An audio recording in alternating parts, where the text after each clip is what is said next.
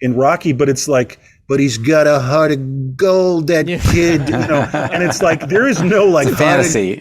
Right. And there's no heart of gold in French Connection. It's more just like watch out. You might die. You might have to kill. You're going to get ripped off. You can't trust anyone. Motherfucking goddamn orange peel beef.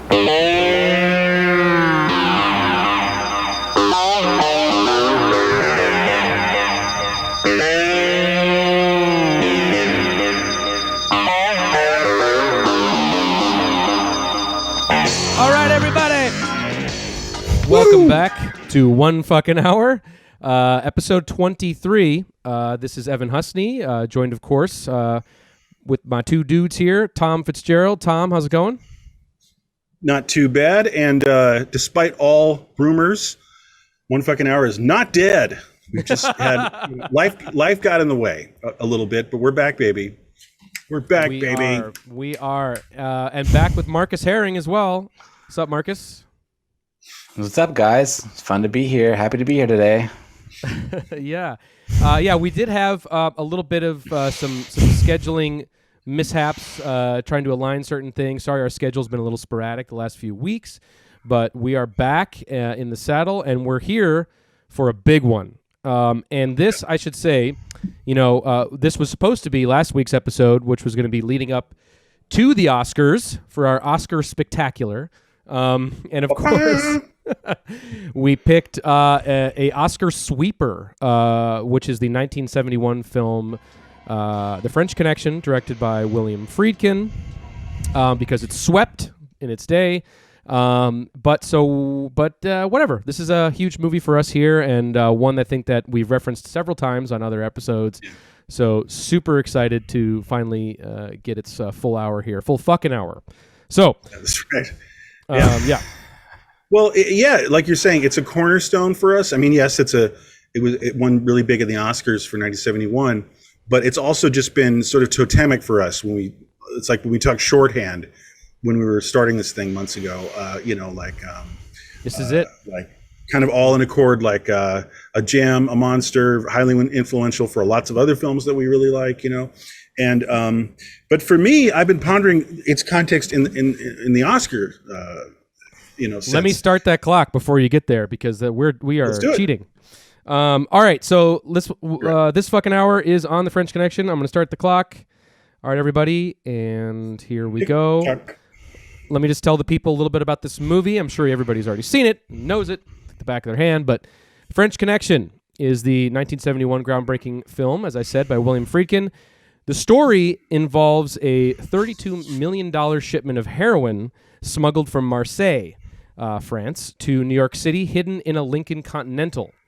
After a complex import deal between the French, an American money man, and the mafia is set in place.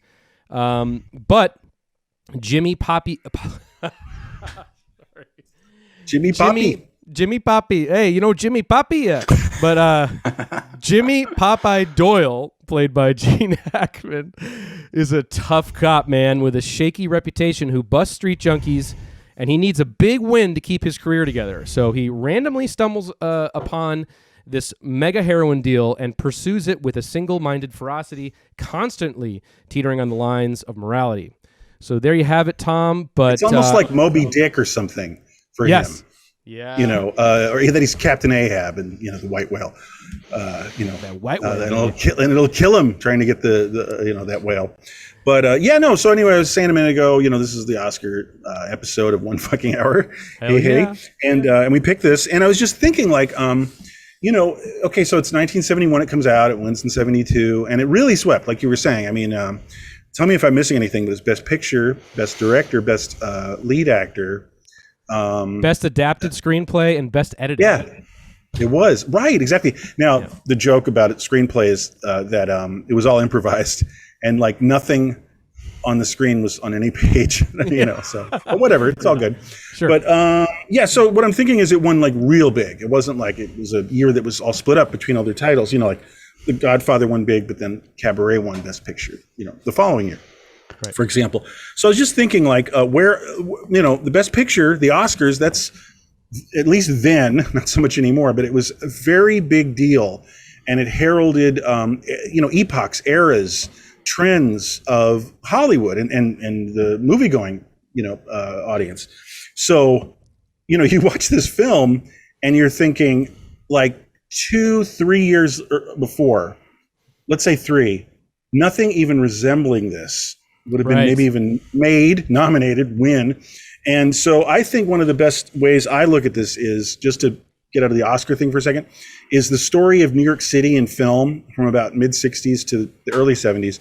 Now, I look at it like Breakfast at Tiffany's happens, and Barefoot in the Park happens, okay? And they're like, it's and that show That Girl with Margot Thomas, have you ever seen that? Yeah, so this is the mid-60s. They're all sort of cotton candy, like bright colored glaze haze of like this fairy tale land of New York City, like a perfectly clean Central Park, and that was the trend of like saying, hey, New York City is a location.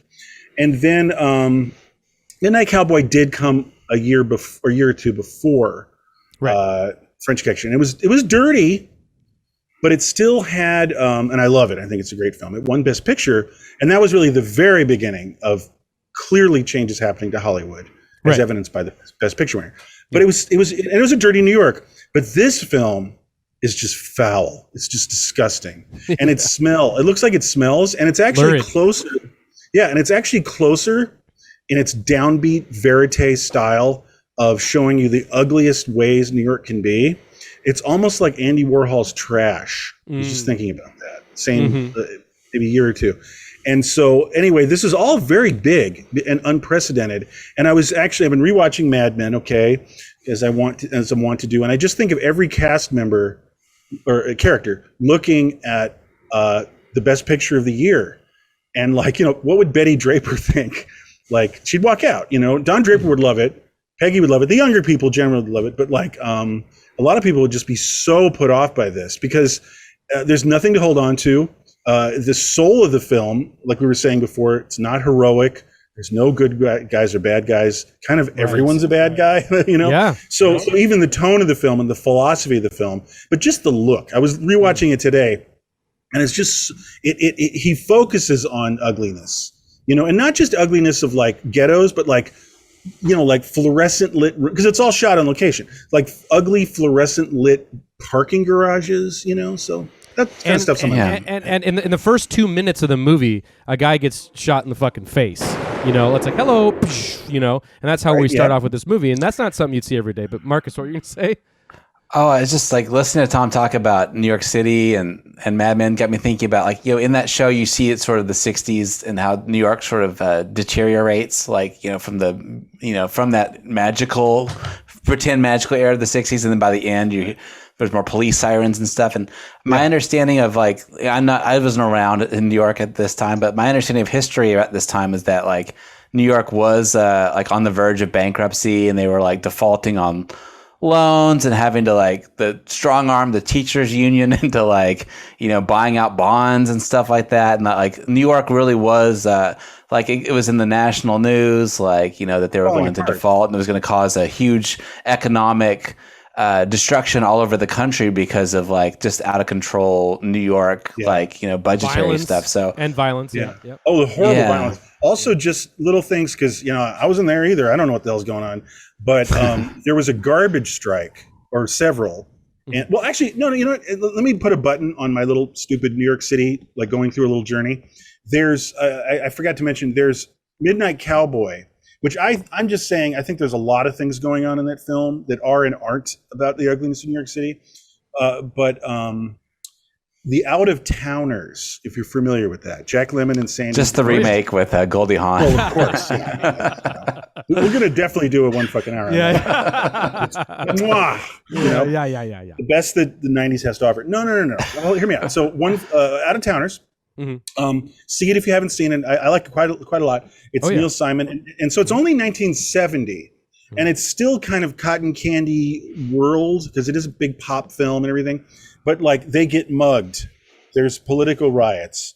They get abused. There's like hints of child molestation. There's rabid dogs. There's starvation. There's ripoffs. There's, like I said, there's muggings.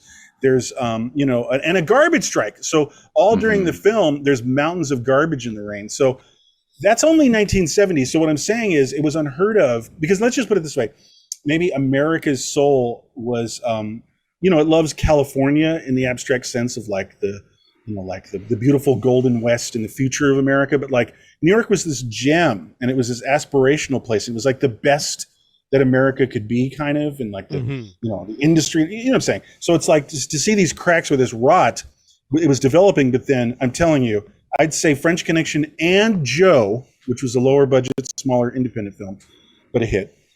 That and Joe are a 1-2 punch of like, this city is falling apart. And by proxy, America is falling apart, and morally. So we can maybe change the subject and get from like what the film is about too. I before we leave New York, I just wanted to add one more thing to that. Is that like, a lot of times some movies like really get fetishized, like the underbelly of New York too, and it can become kind of like you find the prettiness in the grime. Like, I don't know, maybe Cruising or something too, or like trying to think of another movie that like there's lots of sort of New York movies, or Main Streets has kind of like Little Italy, like, right, or like The Warriors or something. There's some aesthetic quality to it that looks cool. Looks like you actually want to be there, but no, this is like ugly and like it's just and just it doesn't. It's not even distracting. It doesn't really even like catch your eye. Like, oh, it's like it's just the movie's propelling itself so forward. It's got this really ugly New York that is not distracting you or like grabbing your eye. Yeah, it's really interesting how they did that. Yeah. No. Let's segue a little bit into a subject we covered a little bit on the Cruising episode, which is in the One Fucking Hour archives. That's another Friedkin film. Yep. Is just sort of William Friedkin's approach to his material, especially in the golden age of his movies. When he's firing on all cylinders, we talked about how he's kind of approaches these movies almost like method directing, where he immerses himself in the research and with the real life people in order to gain authenticity and accuracy with this movie. But just one thing I felt was just so old Hollywood I had to just bring up is he got approached to do the movie by the movie's producer in the Paramount steam room. So he was like, that's where they met, and the producer of the film thought that Billy Friedkin would be perfect for this movie because of his documentary background. Right. Well, let's talk about that just for 1 second. Like, sure. There was The People versus Paul Crump, right, which turned a lot of heads. It was a documentary about a black man who was on death row. I haven't seen it actually. Was it Death Row? Yeah, he was on death row. That was a doc, and it made, and just not to hijack what you're saying, but just to flesh out a little bit.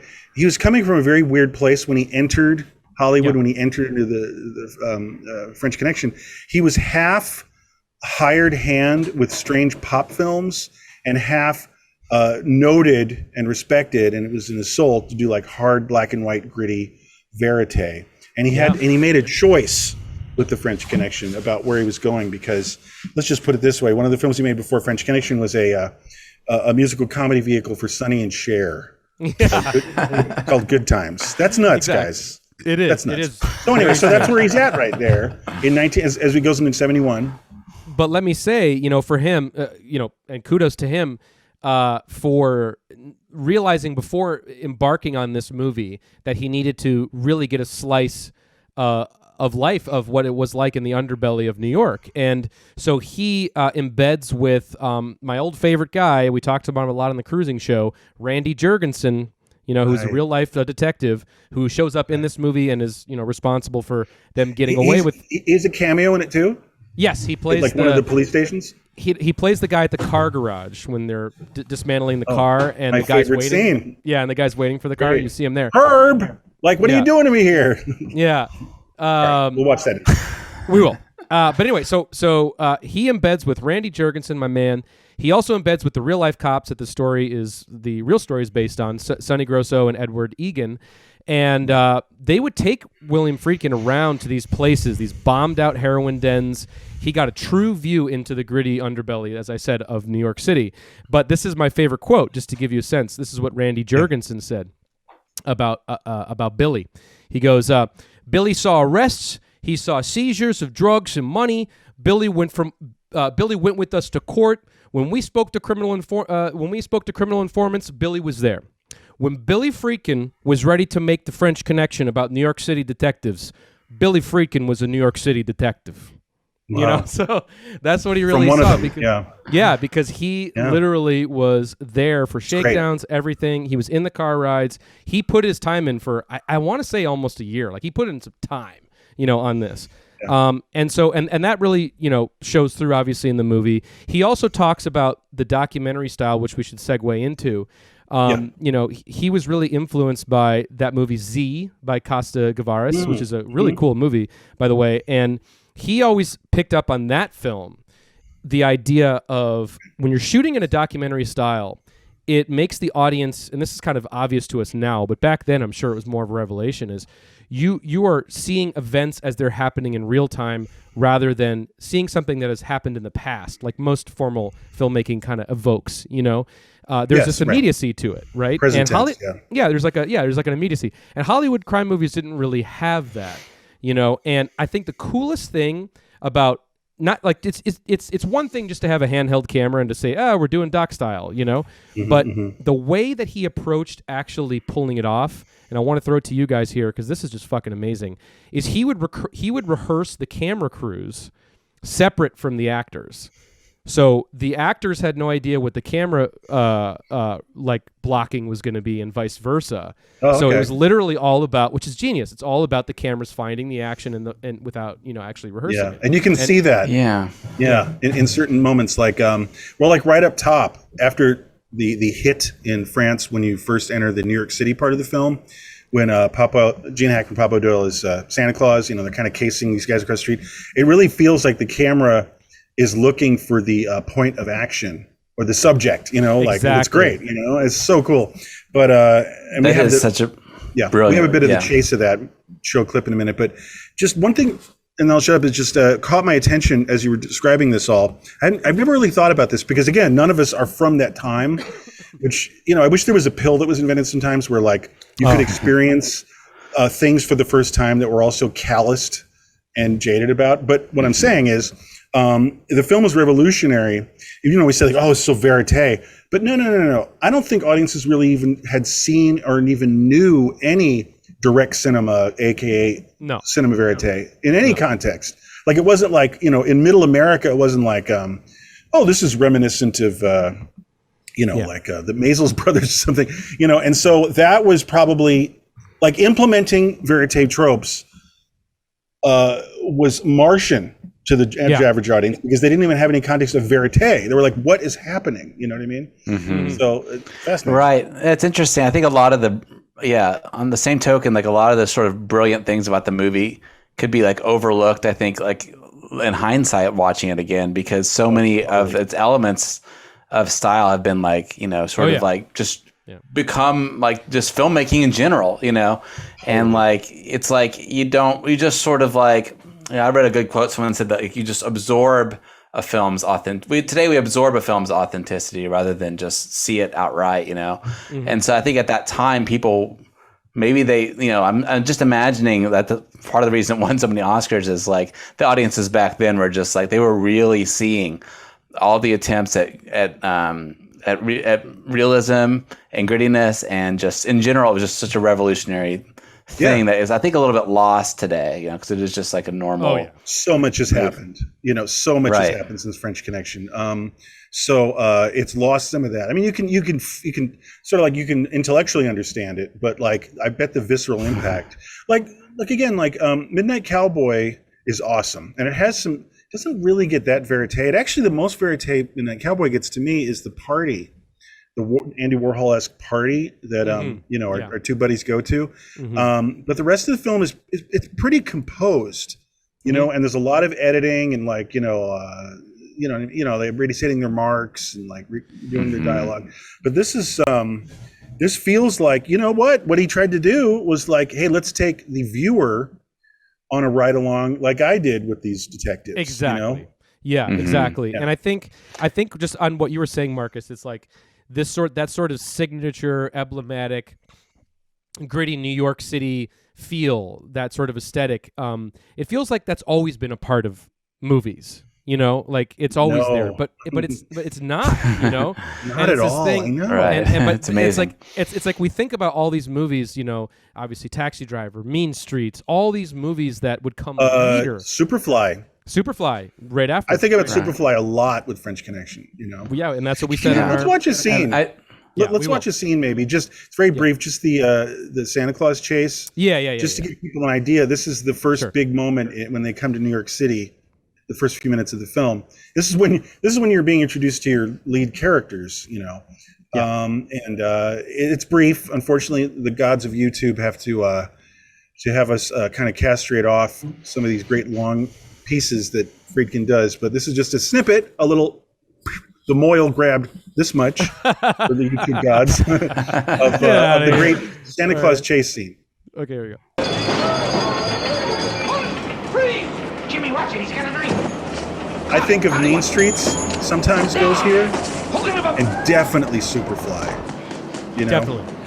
which is a compliment to Superfly for having such good taste, because Totally. a lot of blaxploitation is pretty conventional.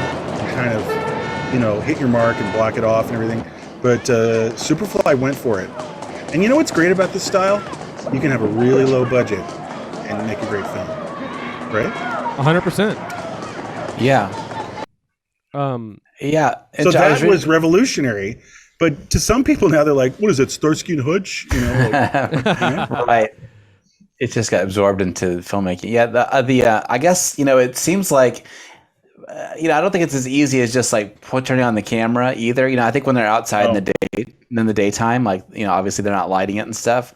It feels that way at night or in the interiors too. It still feels like documentary. But I was sort of diving into the cinematographer. There's a great article with him, interview, just talking about how they shot this thing, and they were talking about the in the bathroom scene where he's roughing up the guy, and it's it's really low light. They couldn't. He was asking how do you want this to feel? And he's like, I just want it to feel like you walked into a real bathroom, or whatever. Yeah. And so, so they lit it the same way, just a light up above, and it was, so there's a lot of craft that goes into making it feel real too. I think in that Santa Claus scene, there's a little fire on the street, they round a corner and there's some garbage on fire or something. and it's out of focus in the foreground, kind of. It's amazing. Yeah. Give it a little compositional, flavor. Right, but it's a lot of work to make it feel real, I guess. Absolutely. Totally. Before we move on, it seems ironic, counterintuitive, but it is. Yeah.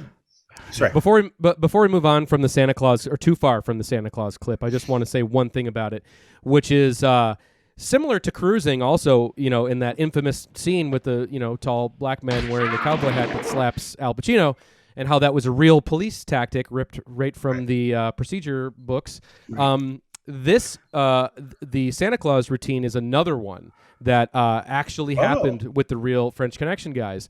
It basically how it came about is street guys were getting really smart to undercover cops and what they would do and how they would look and what they would look like.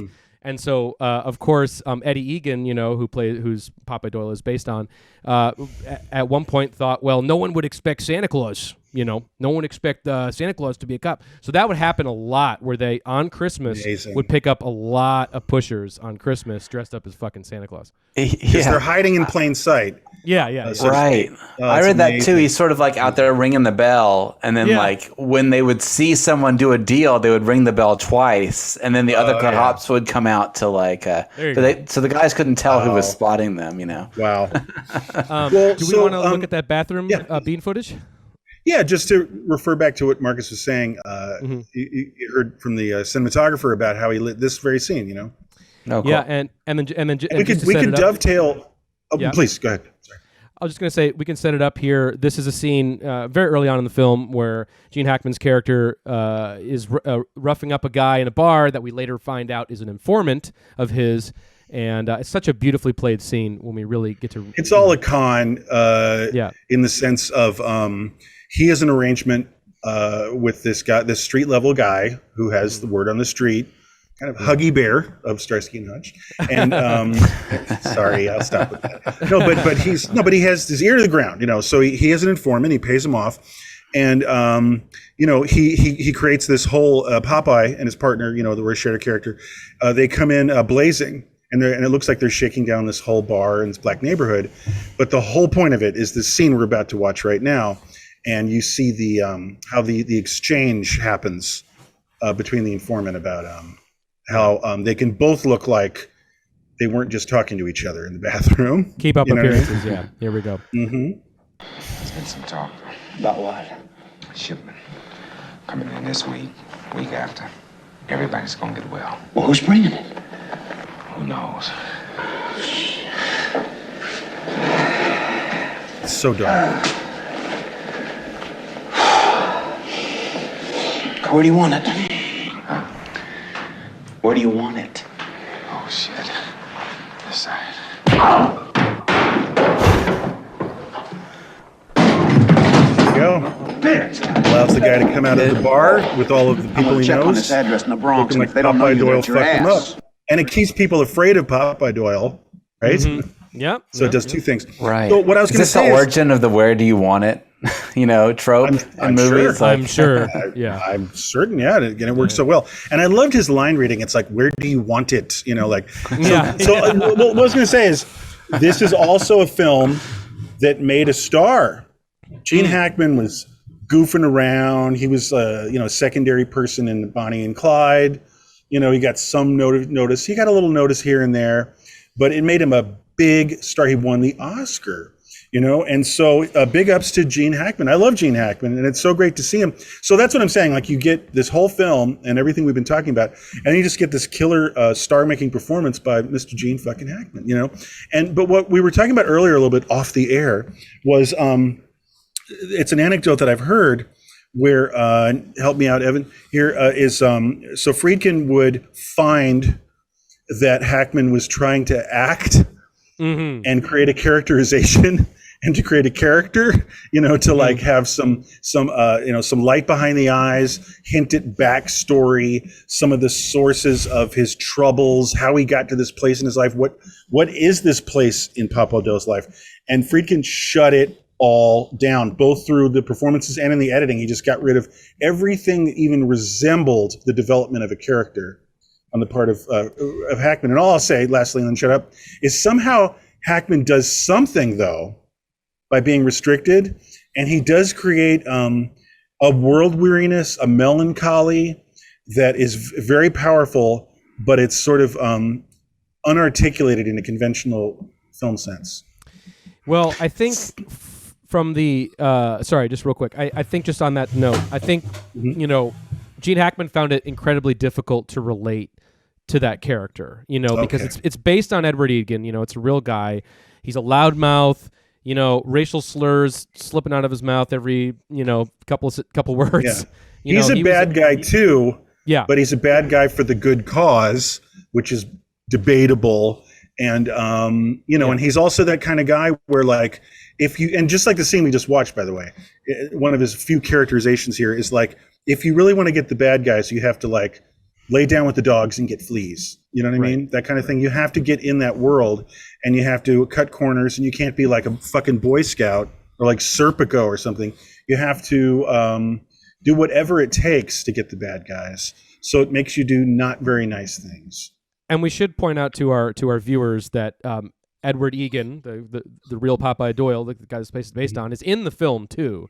He plays Captain Walt Simonson. He plays their captain, and he's in the movie. And so Gene Hackman found it really hard, when he was spending time kind of shadowing Edward. He kind of he found him vile and unlikable, and he had a hard time kind of appropriating that into his performance.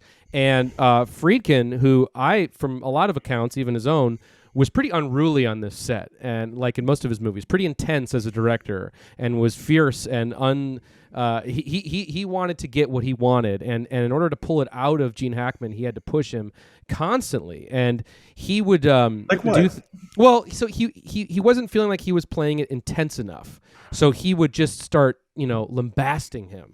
Like, what the fuck are you doing? What the fuck's the matter with you? You know, a lot of that kind of stuff. And he would also trick him by, even when he delivered a great performance, Friedkin would just sigh, shake his head like, no, you know, this Is that all you got? and be so angry. And he kept doing that to people.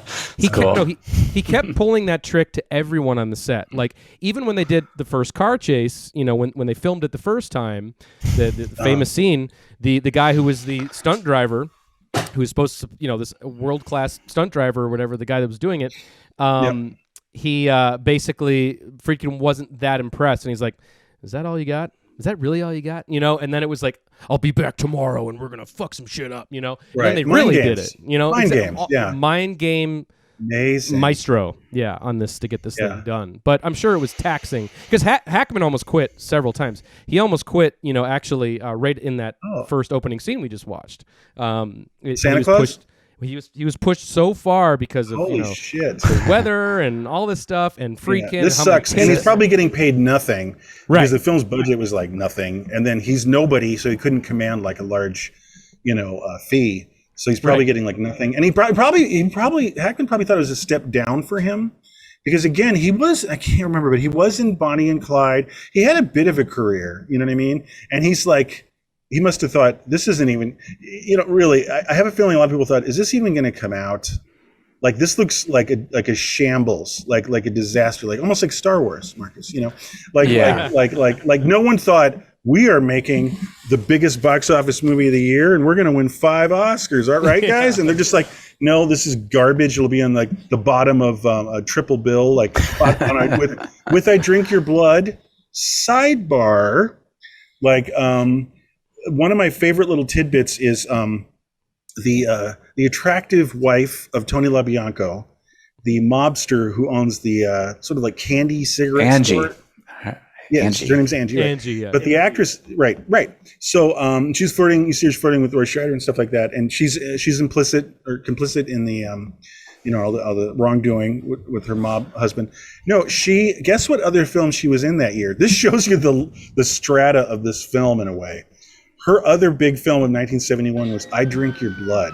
Yeah, her name is Arlene Farmer, and she was like, hey guys, let's wrap this up. I got to go upstate and have LSD meat pie hippie murder stuff going on. You know, so that does show you that is the strata this film was in a way. Right. That the female lead is like in weird, horrendous garbage upstate at the same time. So before we move on from Hackman for a second, just like the real cop's nickname is Popeye too, right? Like the real cop. So. Yep. Mm-hmm. Yep. So it's interesting, like you said, Tom, about the film. Friedkin's trying to like strangle any sort of characterization out of these characters, but then, you know, and I think that the way they rationalized Popeye being, you know, racist and violent and stuff is that he had this sort of bluster that he walked around with to get, you know, to, like you said, to solve the crimes, or, you know, to like bust bad guys, intimidate people.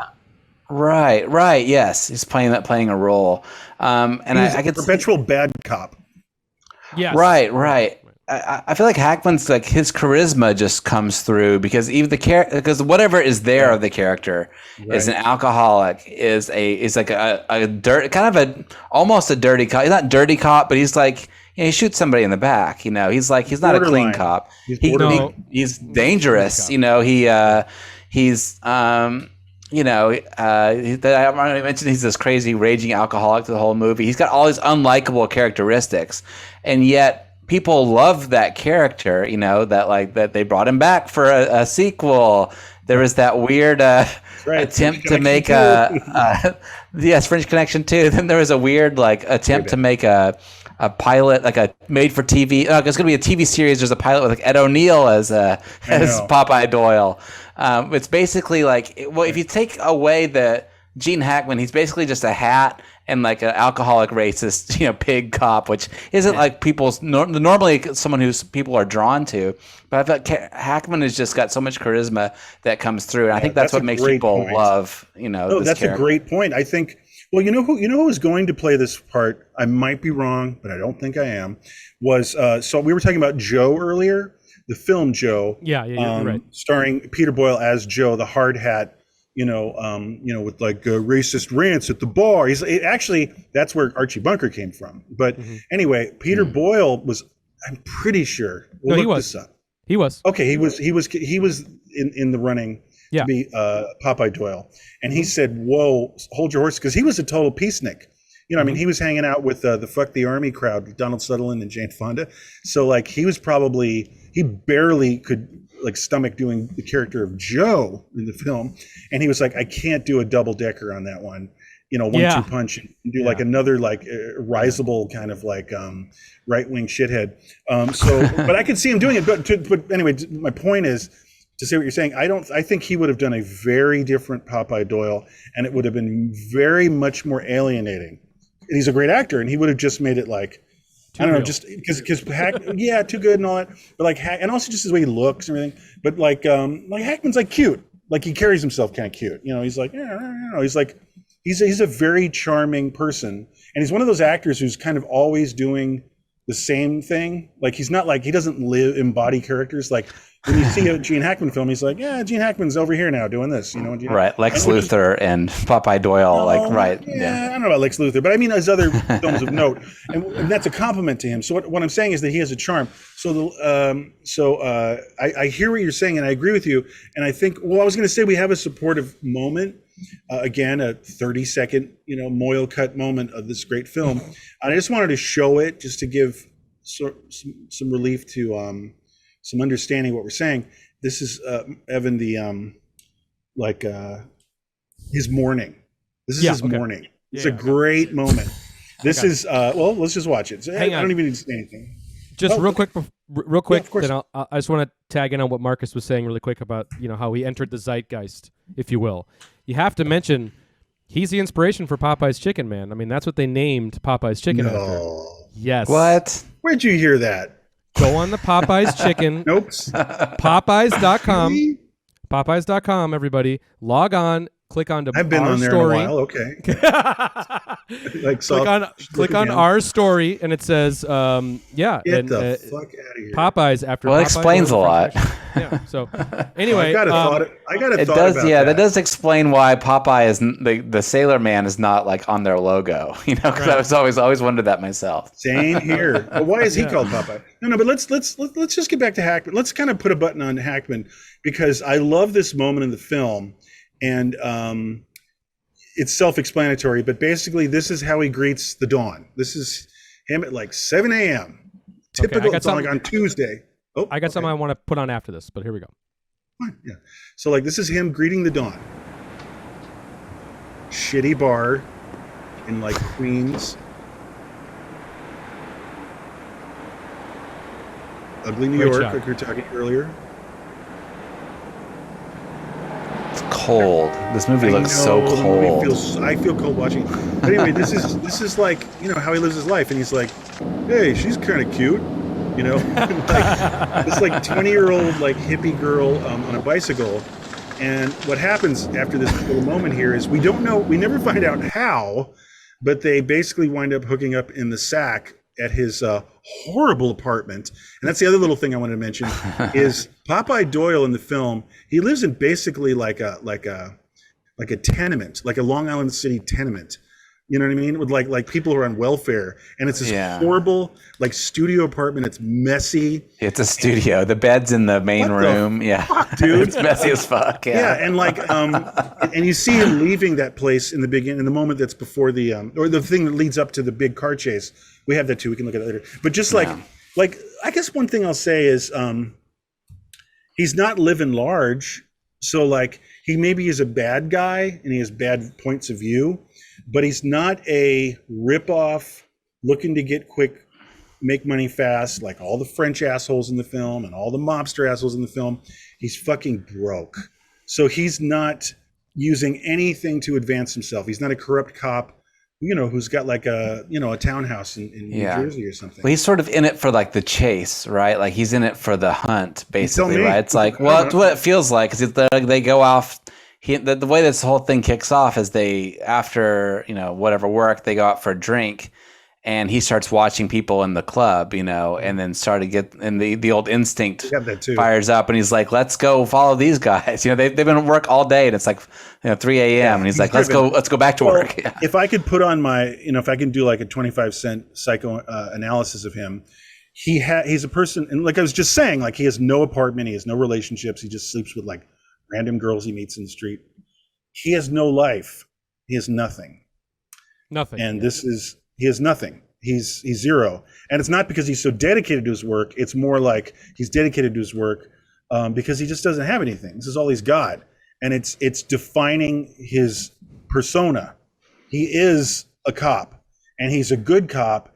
And in order to prove it, not to anybody else, but to himself, that I'm a good cop and I'm a real person and I'm any kind of value other than a drunk who busts people for like $5, ripoffs. Like, I need a big score because I need to validate who I am.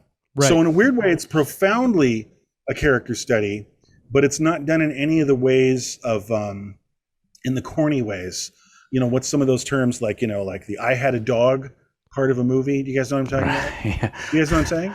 Just by what you're saying, I get it. Well, yeah. Well, like in the third act of like a bad script, you learn the I had a dog moment where it means like you zoom in on him. I'm trying to think of an example. There's 18 million of them, but he doesn't have like an I had a dog moment. If he did, it would look like this in French Connection, like my first wife, she got mugged and fell down the stairs and she died. Right. An origin story. An origin story. That's why I've been behaving this way for the whole movie up to now. Yeah. But really, he's just having an existential crisis. Exactly. He has this moment of true like obsession that is propelling him to see this through to the end, and that really cracks for him in the end of the movie, which is big mistakes. Which he makes big mistakes, right? I mean, he shoots one of his. He risks his life and others, right? Yeah, no, he does, and he winds up killing, somebody.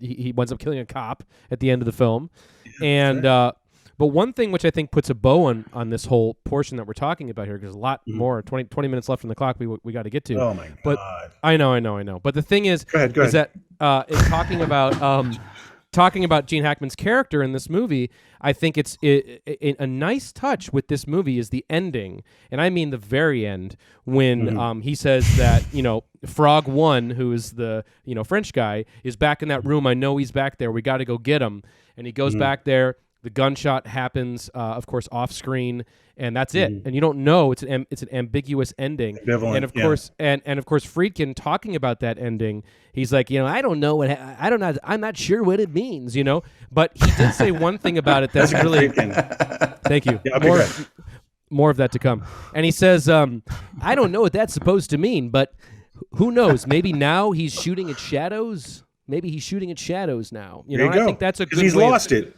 Right. Well, like we were saying, it's Captain Ahab, and Frog One is Moby Dick.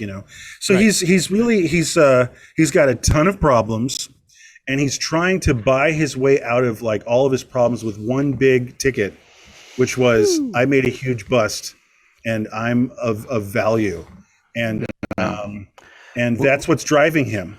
Right.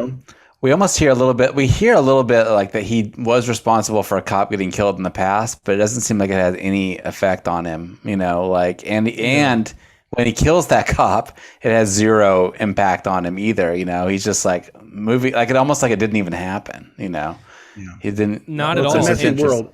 And one other thing that's kind of interesting about just the reality of this movie, or this versus reality, is when Randy Jurgensen saw when they were filming the way that Friedkin was blocking the scene when he finally kills the guy at the end of the chase scene, when he finally the famous shot at the base of the elevated subway stairs.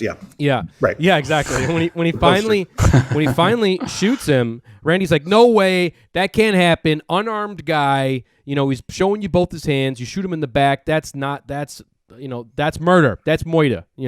And then Friedkin, and then of course when he saw the test screening, everyone's like, "Yeah, fuck yeah, he got him." And he's like, "See, No. And so, but that's interesting.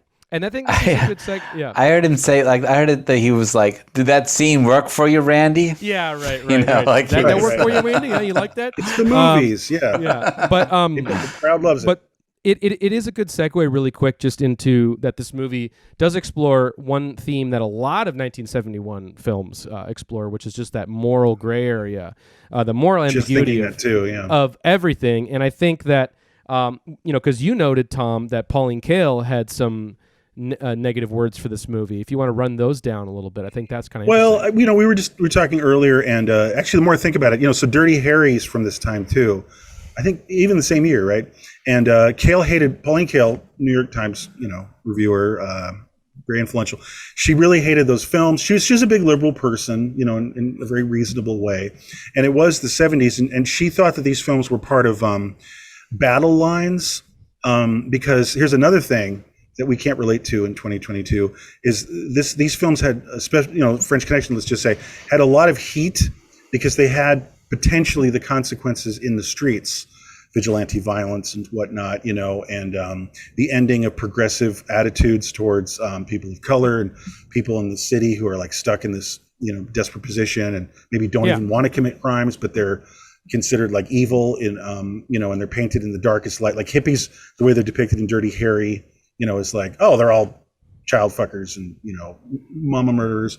And it's like, whoa, calm down. And so she hated them on, in the context of the battle lines that were very, very in vivid color that are not now, not like, it's just a different time. So she hated them for that reason. She also thought the French Connection was kind of like we were saying earlier, she did not appreciate that there's no character. Like what I'll say is Mean Street, she loved that there was a central character. For instance, there's a character study, which is so different by comparison to what we're saying about Popeye Doyle. She likes that more. She didn't like Goodfellas because she thought it was journalism, which I thought was an interesting point. But fuck it, who cares? But she likes characters. She likes real characters to flesh out, and they weren't happening in Goodfellas, and they're just different kinds of films. So she wasn't appreciating that. But I think as we talk about this more, just to change the subject slightly, is I was thinking about Dirty Harry in comparison. And we're talking about the gray area and the moral ambiguity, and I was about to bring that up myself. Dirty Harry is not morally ambiguous. It's very black and white, which is, it is, and that is kind of odious. You know what I mean? Because it means that you can justify doing this, that, and the other thing because you are wearing the white hat. That's kind of weird, but French Connection is very weird. And I'll just say that the first time I ever saw it was on TV as a little kid.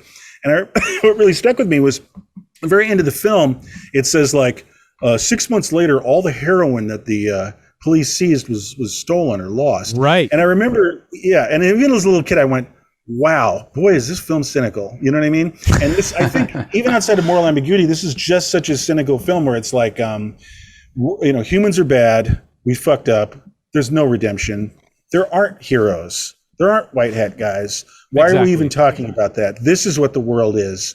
Where like a bunch of drugs disappear because cops who are, and it gets more into that Serpico line of things where it's like, the cops are like not even close to wearing white hats, so it's very sour. And I think just to maybe go full circle what we were talking about, that sourness in tone and more philosophy is so different than other kinds of Oscar winners, even from a few years ago. You know what I mean? That is, again, such a punch in the stomach for people. And it's the beginning. This film, I would dare to say, this is the beginning of the cycle of heavy cynicism in the big pop films of that era. It was French Connection and then Star Wars. And what I mean is the peak was the Godfather films.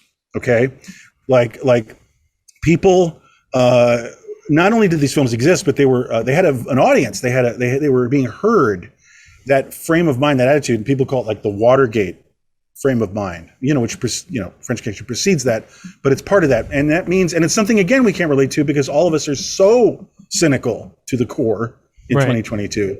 Right. But cynicism must have been a punch in the stomach. And what I mean is when they mention Watergate, they think, well, the president is the leader of our country. He's a good guy. He wants our country to do well. He wants me to have a good job, and just all of that is just the rug is pulled out from the entire country. And I would say the French Connection is the very beginning of that because it was a huge hit. But it all ended with Rocky and then Star Wars. But people burned out hard. Yeah. And the difference between Rocky and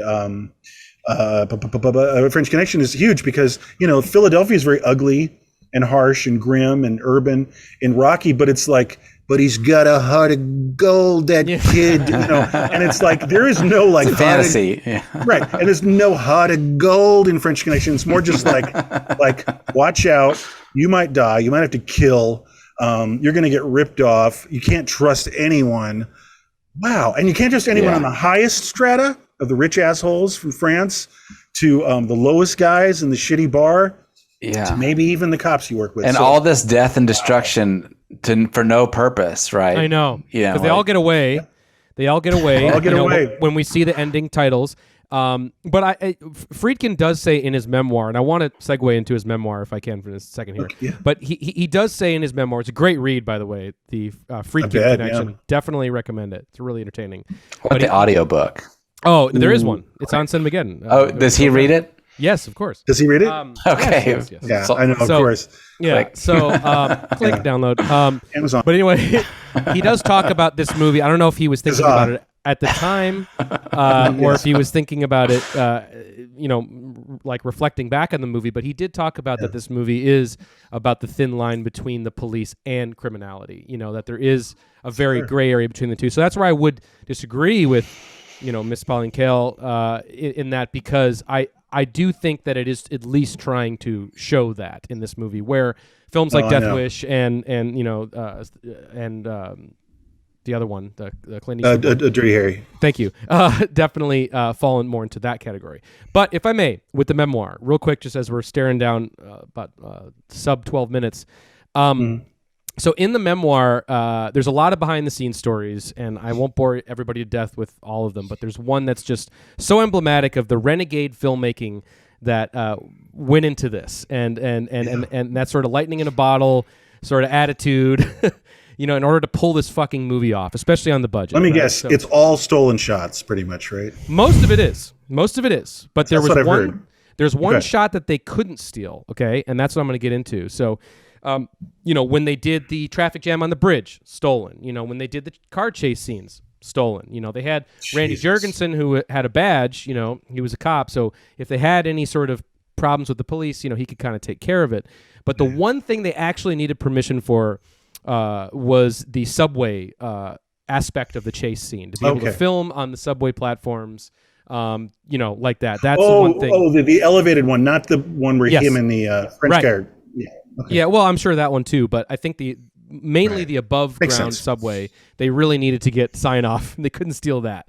So Yeah, he had to figure out, how are we going to do this? Like, how the hell are we going to do this? So he and his producer and I think his production manager went to meet with the Transit Authority, the guy who was the head of the Transit Authority. So I just want to read this section from his memoir. It's very entertaining, where he tells the story of what happened.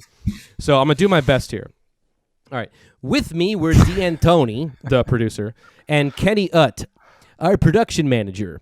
We had no script of the chase, but I described the concept as D'Antoni and I worked it out on our walk. He's referring to the fact that they walked across New York City, him and the producer, literally beating out this entire movie on one long walk, which is like incredible. Wow. That's how they came up with the chase scene.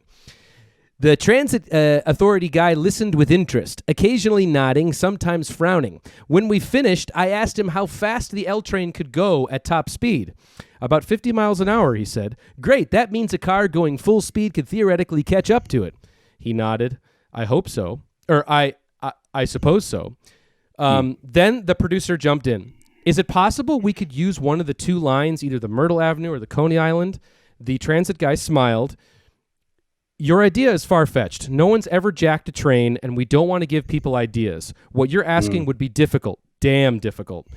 Friedkin, I started to think how I might steal the sequence. Phil and Kenny told the transit guy it was the most important scene in our film, and we might have to go to Chicago to shoot the whole picture, which would take a lot of New Yorkers off the clock. That was bullshit, of course. We could never move the production out of New York, but we were trying to appeal to the guy any way we could. He shook his head. Awfully difficult.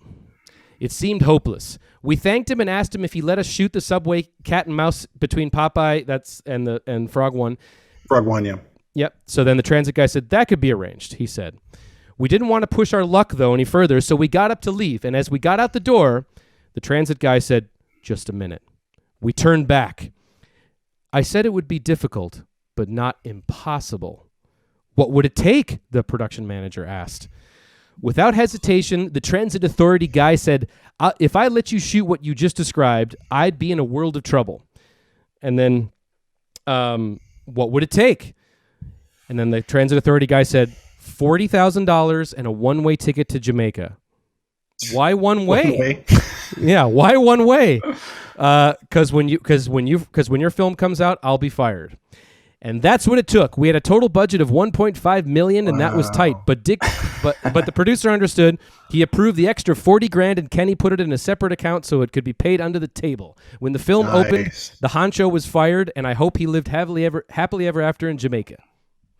Yeah, like steel drums playing. That's cray, man. Well, he's a wheeler dealer. He's he's a wheeler. That's dealer amazing. guy. Now we're running out of time. I'm sorry. And there's so much we want to talk about. Actually, ironically, we haven't even discussed. I won't say it's your favorite moment, but it's one that I love and I keep mentioning with French Connection. And you know why? Because when I was an adult, I finally saw it again.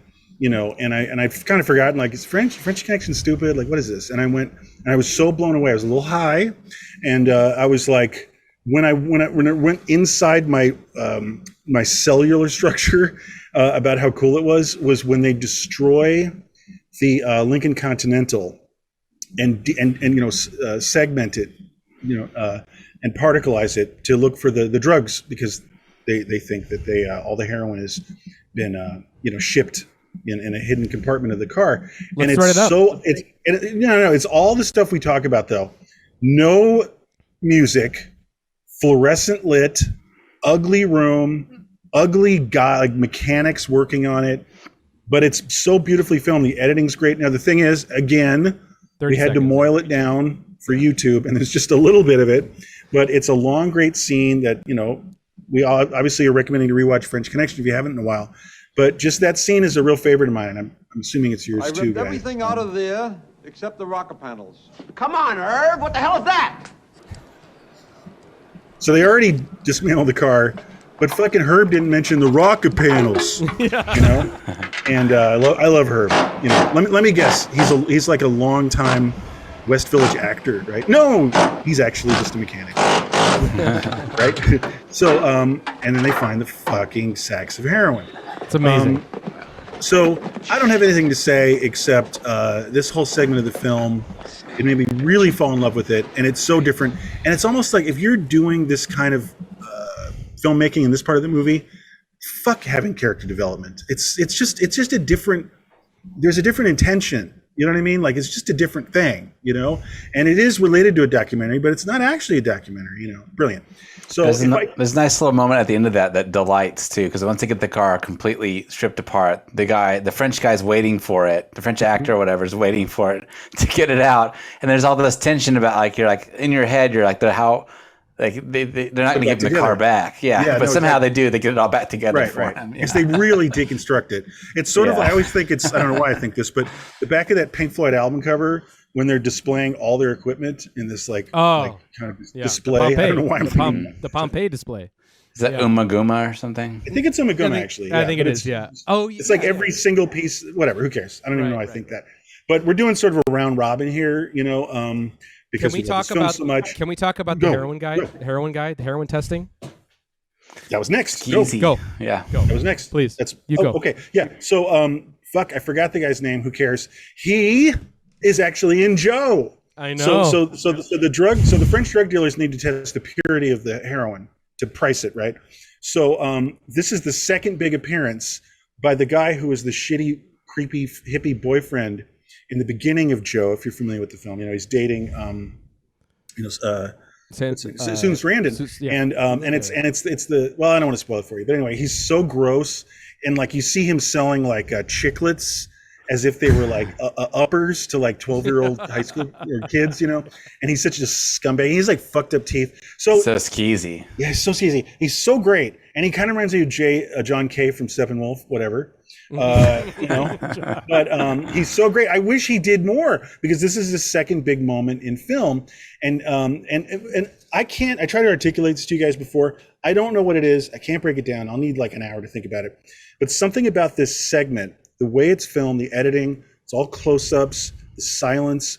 It feels like revolutionary and a kind of filmmaking that was just happening. And the only thing I can think of is almost like two-lane blacktop or something. And I know that doesn't quite make sense, but just like ice cold. And back to my classic thing that everybody hates, the Seraph and Sans Seraph from Texas Chainsaw Massacre. This is and I won't bother explaining it and bore you. We got to play it.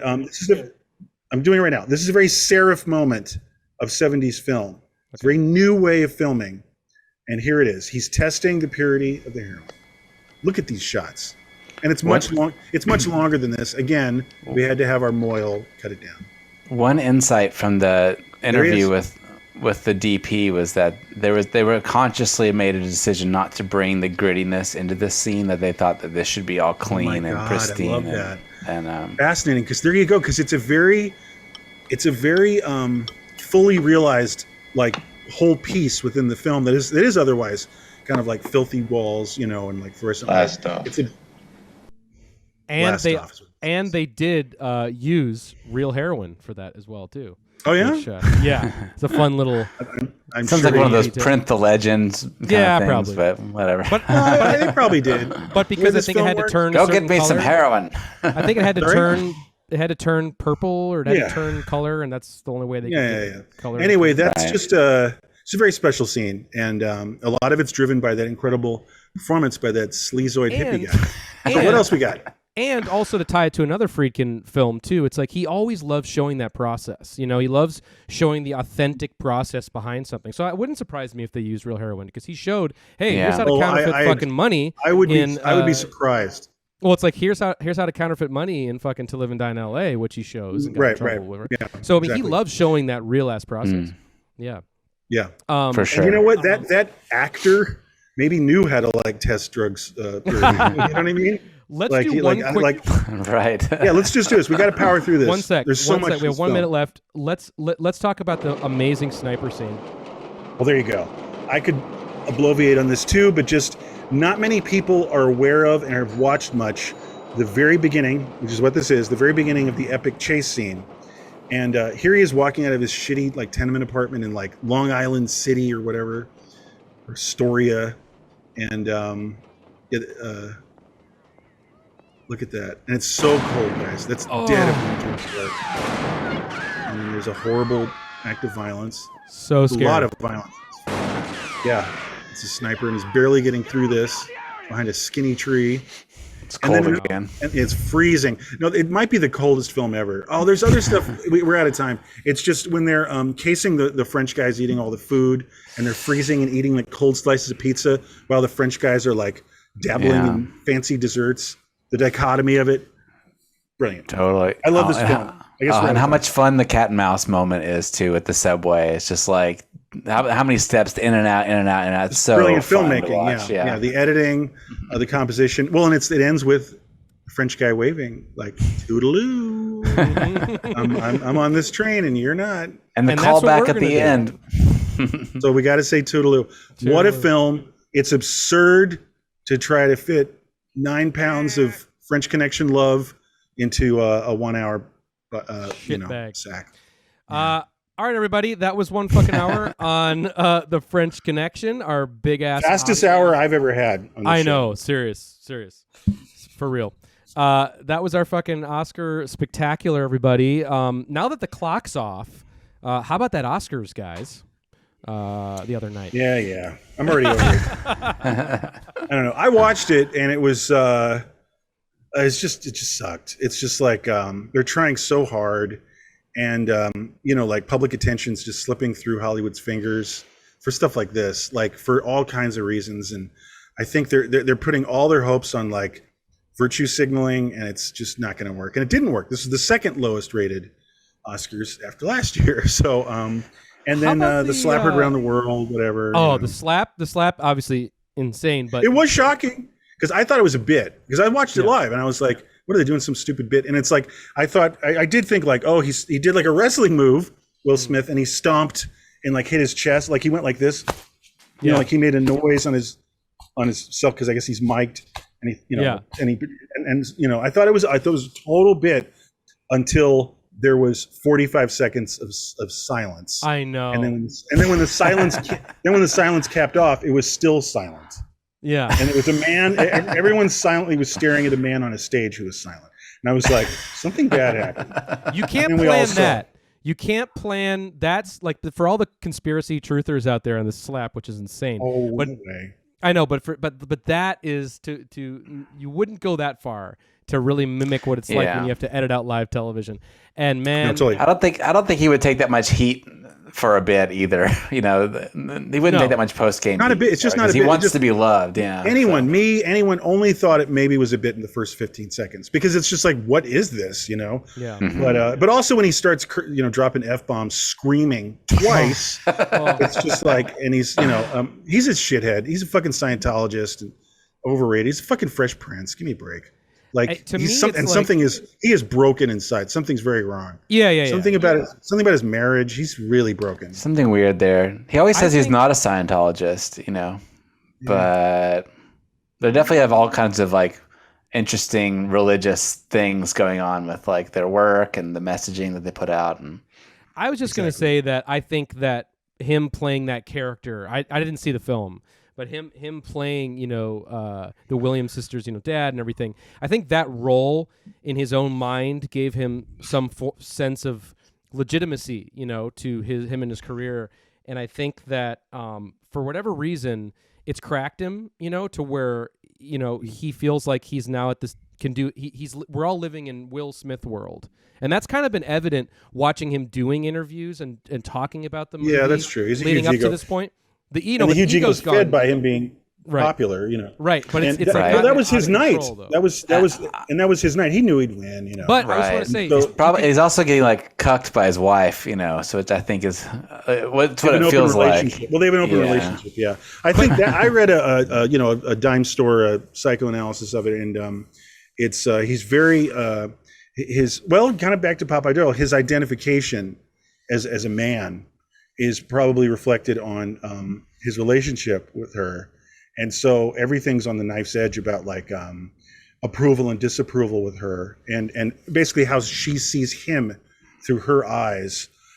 He's hypersensitive about that because he was laughing at the stupid Chris Rock joke, and then he looks over and she's like rolling her eyes and not laughing, and so he's like, he had to. And the thing is, it's unnatural for him to be a big man and be like, you talk about my fucking wife. So it comes off all weird. Yeah. Like a macho man would have actually just maybe stood next to Rock at most and like threatened him or something like that. Or, you know what I mean? But to actually contact and hit him like in the jaw. There's some dark. Like, on live TV. Yeah. And also like, and then he feels like he had to keep going with the out your fucking mouth, and then he says it again louder. It's like something. It's all neurosis about his self-esteem as a man relative to his weird wife and whatever weird relationship they have.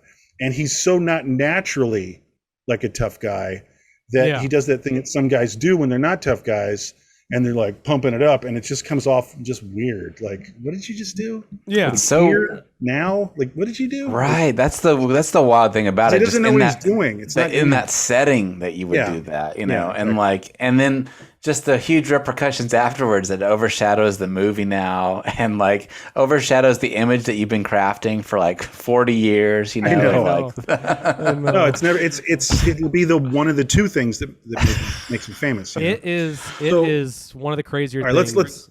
Yeah, well, we're gonna get off it. Let's move on. Because I mean, I understand not many people are talking about this, so we might as well. I know we're trying to cover the things. It's underreported. I get it. You know what the most underreported thing about the Oscars was? The most underreported thing about this past Oscars was how about that fucking in memoriam? I can't. I was so hurt and appalled and insulted when I was texting with friends. And it's just like, I can't even do it. Like, hey, my wife died and she was 51. It was tough, leukemia.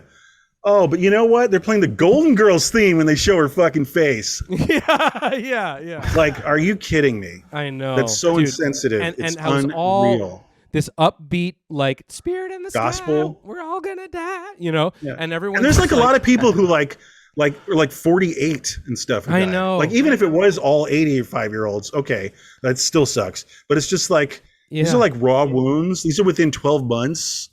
I'm like, what are you doing? Like, I don't want to do this anymore. It's just, it was appalling. It was appalling. Yeah. Um, I think it was one of the more fucking psychotic nights of television. Not just for the slap. I just want to say. No, for I many, agree. It could have many, been not the many slap. reasons. Yeah. No, I agree. Many It's reasons. well, you know what? Like Will Smith, when you're lost, you flail and you have weird behavior. Yes. And Hollywood and the Academy's lost, and they're flailing, and they're grabbing at straws, and they're like, virtue signaling, diversity, and it's like showbiz, like make it like the Grammys and open with Beyonce, like off-site. It's like, that's flailing. They don't have their center, and weirdly, the Oscars is something it did have its center. It did. Tuxes, orchestra, it's like almost 100 years old now, and just like, so that's even worse. So when you just get unmoored from the tradition, you're just flailing. It's like a sort of a midlife crisis kind of thing. You're the dad, and then everything falls apart when it's the kids go to school and it's an empty nest. Right. It's almost like radio going out when TV comes in or something. Like, I think it's like the prognosis is probably pretty serious for like movies in the long run. I think television and watching things at home, or just like the whole event of going social media, of course. Yeah. Well, there's a big thing about how really the Oscars for people has been about seeing Liza Minnelli and Billy Crystal, James Caan or whatever. Yeah. And those days are gone because you're oversaturated with, even if you liked a movie star, it's like not a big deal to see them because you just saw them gardening, on TikTok or something. It's true. Right. Yeah. Or like the people that are more famous than them on TikTok that you can like actually have a conversation with. Like you comment on their video and they reply back to you or whatever, Right. So what they're so the Oscars are trying to be relevant because they're like, I don't know, Black Lives Matter, right? Like that's the thing that people talked about a lot on social media, and it's like people like pop music, like let's just get more of that in there, like, I know. Even during the memorial. So they're just grabbing at straws. And they've lost their soul in doing it.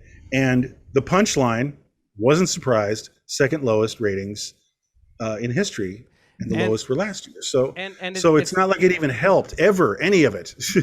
It is interesting though that the program. I think what's like fun to hate watch the Oscars is that it is kind of this distorted mirror, of our society because it's so. Fake and phony, and the facade is so ridiculous. And the old school way. That was fun. Mm-hmm. That was fun. But now it's like it's now entered this level of poetic doom. It's like when we saw the slap thing, but then to actually be in the moment where he's getting the award. Oh boy! And people are standing ovation. You couldn't write that if you were to write an art film. You got a standing ovation. You couldn't write that. If it was a movie, you'd be like fake. Yeah. Well, yeah, totally. Trivial Pursuit. What movie star physically assaulted someone and then 10 minutes later got a standing ovation? Or like you said, I have a short story, and it's like, or it's almost like it's, those kind of like joke puzzle things that people tell you. It's like the guy said, I got a fish this big and he was in the phone booth. I don't know if you guys have heard that one. But you know what I mean? It's sort of like how does someone physically assault someone and then minutes later they get a standing ovation in front of the same people that witnessed the, and it's like a brain teaser. How could that happen? Well, I know. It's like the person that they assaulted was bad. No, anyway,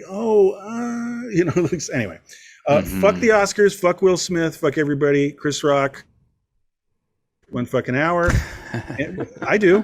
And so let's move on. I'm sorry, Evan. I don't want to talk about Licorice Pizza. It just sucked and it evaporated in my consciousness after watching it. Well, because it's such a nothing burger. But I'll listen to you. Let's just get it in and I'll cut it out if we want, but I wanted a little bonus chatter. One other grievance I want to just get out because they're Oscar special, guys, for crying out loud. It is. I wanted. This is the only time that we'll ever talk again about this movie, and one of my favorite episodes of our show, one of our favorite hours we've ever done, is on one fucking hour on PTA's Magnolia. I thought it was a lot of fun to beat up on that movie. Absolutely. And so I watched Licorice Pizza, to kind of continue with tradition here, and man, and because it was nominated for Best Picture, I just wanted to open it up, for a minute. It lost everything. Man, it's just like, I know Marcus hasn't seen it, but I just want to me, it's like this, when we talk about the overblown success of an auteur, and somebody who it's like, who's, aging and they've just they're lost in the sauce and they forgot how to make a fucking movie. After Raimi saw it, she said, this is like someone who doesn't have the discipline anymore to make something good. It's just now someone who has the license to do whatever the fuck they want, To indulge. To indulge. And movies like this and Once Upon a Time in Hollywood, I think, falls in the same category. When you're watching movies like this, it feels like you're just in a note screening. You're watching the cut of the movie that should not be ready to be to be out there yet. This is So like true. we're all stuck hostage in the fucking note screening of our friend's movie that we have to go to, and we're like, how the fuck do I get out of this fucking movie? Because the thing about Licorice Pizza is, here we go. Now I'm fucking Get down. Now I'm hot. The movie it's a coming of age movie, and it pays homage to a lot of coming of age films. Who? Him? Exactly. Well, hang on. I'm just saying that's what it's billed to be. And a key ingredient It really. and a key ingredient that you need in those movies is fucking chemistry and heart. And this movie has none of that between its core characters. And that's vital. I have one. No, amen. Compounding that. And this is really all I've ever said to you after I saw it. That kid is not a character. Oh. He is I have the same impression of him, which is not good, from the first frame to the last frame. And I'm sorry. Tom's going to get brutal here. Okay? Tom gets brutal. Last year, I've had it with the pudgy son of a noted deceased beloved actor. This is the second time this happened.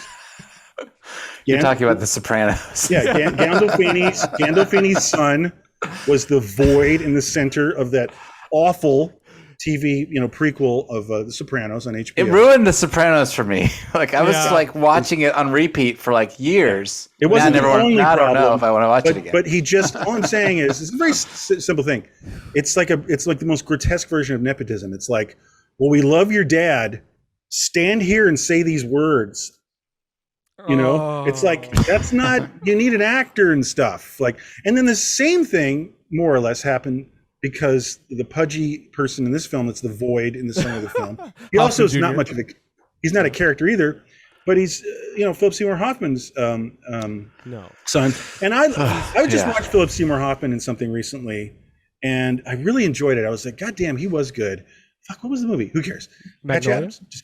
Just kidding. No, it was something else. But CN Patch? No, but he was really good, and I really enjoyed him.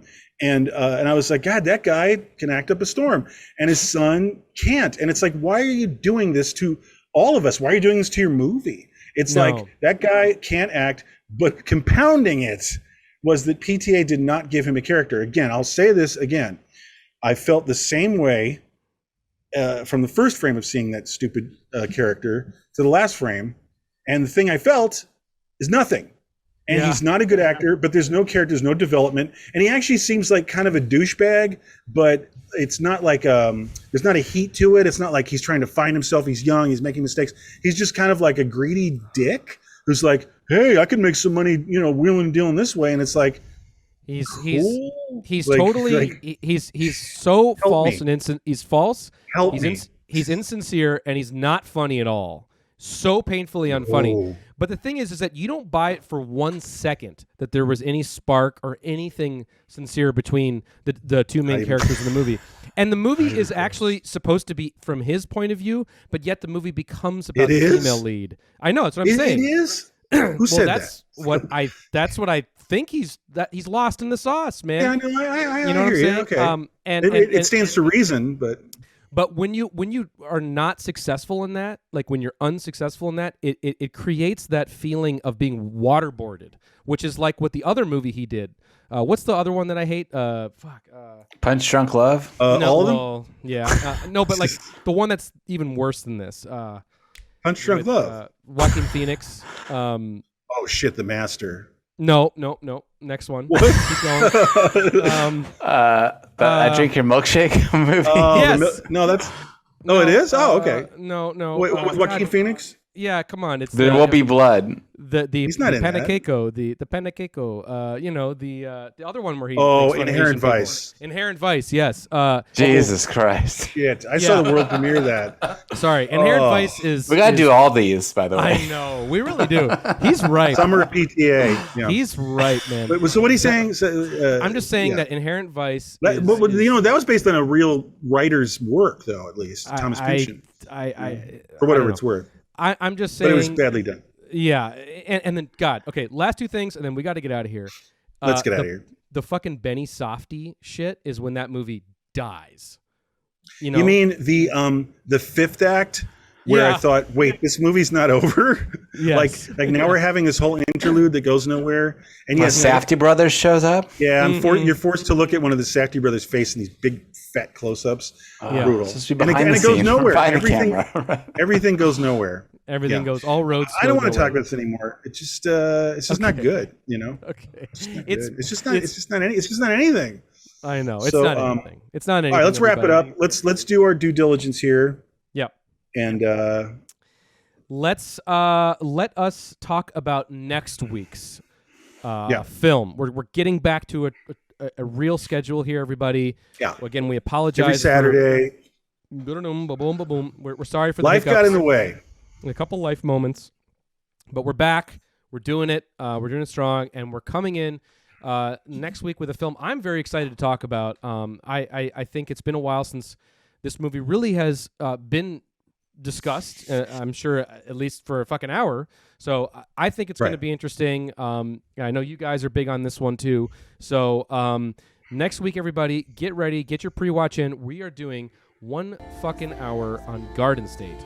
So get 2004, right? 2004. So One of not the- been close to 20 years. Yeah, I mean, it's one of those little movies that no one saw coming, and it just cleaned up. It just became a critic darling, and I don't think a lot of people had a faith that there would be this really impactful film by the lead from Scrubs, you know.